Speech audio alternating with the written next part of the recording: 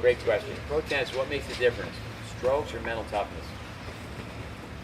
On the tour, there are so many players that are physical specimens and warriors.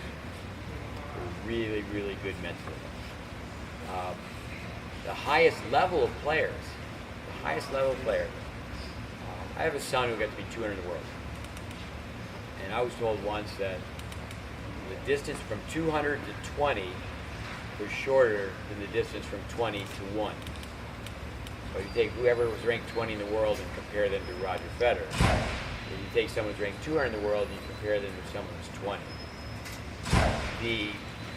But when it really comes down to it, ball striking, don't ever let anyone tell you that ball striking isn't important. You know, it's the engineering concept that causes generally the attitude problem. The engineering problem causes the attitude problem. You're not going to be confident if you're weak on the forehand side or backhand side. Confidence comes from winning comes from skills come from practice and know-how. Now we want to know more about tennis, but to a very high level, we have a good handle on know-how. But then it just comes down to are people going to practice? Are they going to practice? And the people that are on the pro tour love practice. They love tennis. They're passionate about it. They eat, drink, and sleep tennis. And that's really the human spirit, the willpower. Now we say it, and I think some of you feed it back. We talk about mind vitamins. Hungry dog hunts best. But are you really passionate?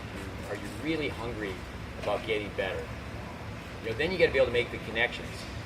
You know, today there's a lot of points being played, and then if you were put where you're doing some technical work or you're on the backboard, it's all the same. It's all the same.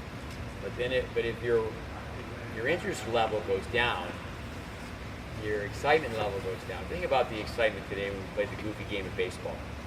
It just got out of control. The energy level was through the roof.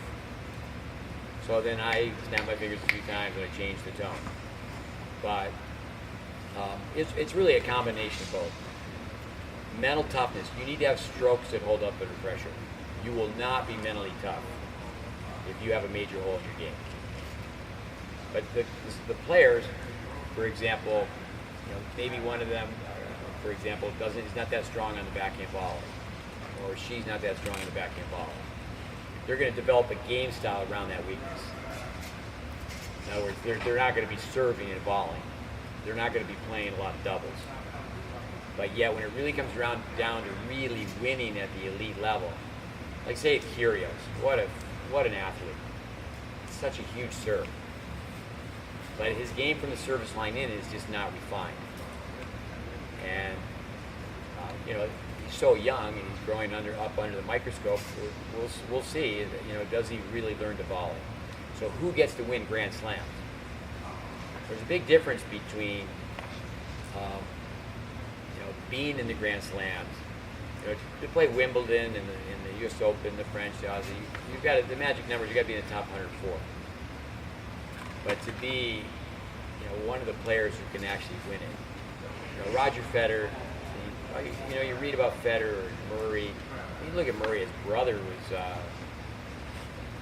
been ranked high number 1 in the world in doubles.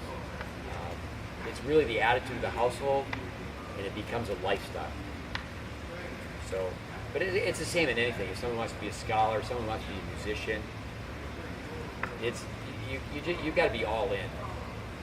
You can't be like, okay, I just get my toe in the water. If you want to be great, it's a choice. And you can be great. It's like, okay, and we're not telling anybody it has to be tennis. But really, whatever you want to be great at, you can be. But you just have to outwork people and outthink people. And the nice thing about tennis, it's not like volleyball where you've got to be 6'5", or basketball, or football, or size. I mean, you can be not the best physical specimen. You can be the average Joe and go so far in tennis.